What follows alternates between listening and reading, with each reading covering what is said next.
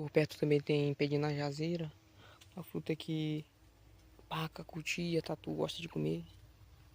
Aqui por perto tem. E vamos pra cima, vamos ver o que vai dar essa selva aqui, beleza?